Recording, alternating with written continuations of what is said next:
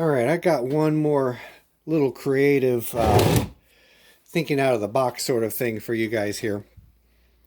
So, those two connecting rod end caps, these are from the Toyota Corolla that I've been tinkering with. This is, what it's supposed to look like. This is not. I don't know if it's really showing up very well on the phone here, but basically it's got all kinds of, I'm assuming, aluminum debris or bronze debris or whatever the bearing material is, kind of I don't know, semi-welded to the cap here. And on top of that, these locating pins, I don't know if I can get this to show up on camera or not, but not supposed to wiggle back and forth. So, at any rate, I think it's safe to say that the remaining part of the connecting rod that's in the engine is also in similar condition. So this alone is probably going to be enough reason for me to say the heck with this engine, because the last thing I want to do is pull an overhead cam engine apart to start getting pistons out, especially when I have no idea what other types of problems there might be in the engine. So what I'm contemplating is temporarily slapping this engine back together in a rudimentary way that it can run just for a few minutes, a few miles, whatever, so that I can test out the transmission, the air conditioning, the cruise control, all the other interesting stuff to determine whether or not this car is even worth the time and money to put a junkyard motor in it.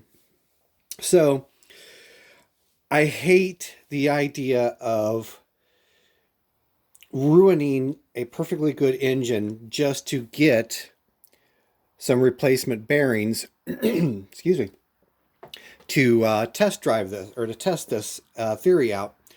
So I don't know how many of you guys watch any of, I think it's Garage 54, Russian channel that does all kinds of crazy shit with cars. Well, he wound up at one point taking, I think it was leather, using leather as bearing material. So I thought, well, if he can use leather as a bearing material, surely I can take proper bearing material from a Chrysler 2.7 V6 and give it an ever so slightly different radius and cut this down, cut the length of this down enough to make it fit the Toyota bearing caps, or connecting rod caps. So I might spend a little bit more time tweaking this yet, but at the end of the day, I really don't even care if the bearings spin in the caps. I just want to be able to take it for a little bit of a drive. I'm not even entirely sure if I will modify this enough to take to put this little notch into it to match the Toyota bearing caps. But anyways, I'm going to take you guys off the tripod and take you under the car and show you the damage that I've found so far.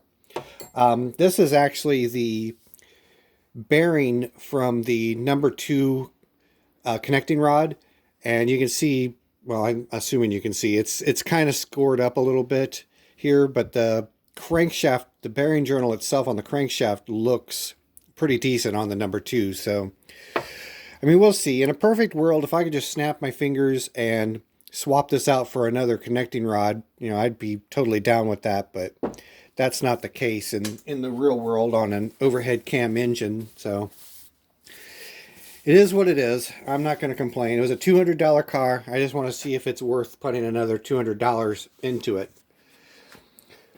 It's going to take a little fumbling around to get you guys up under here with me and get enough light to show you. So bear with me for a little bit here.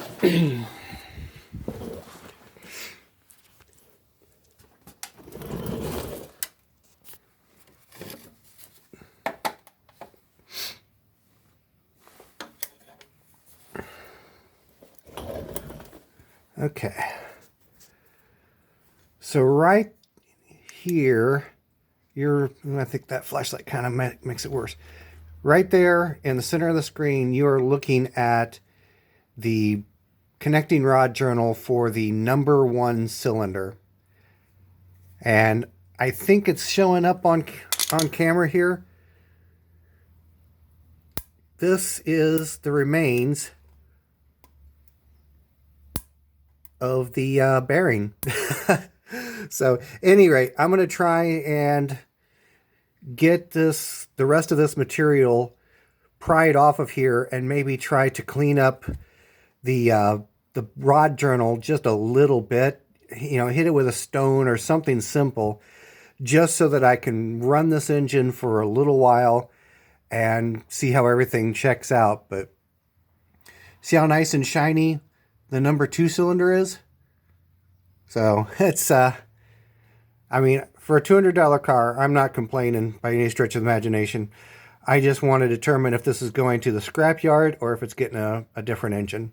So anyways, I will finish cobbling together my rod journal or rod bearing, and maybe in a few days I'll have a video of this thing running on its new cobbled together Chrysler bearing. So till then,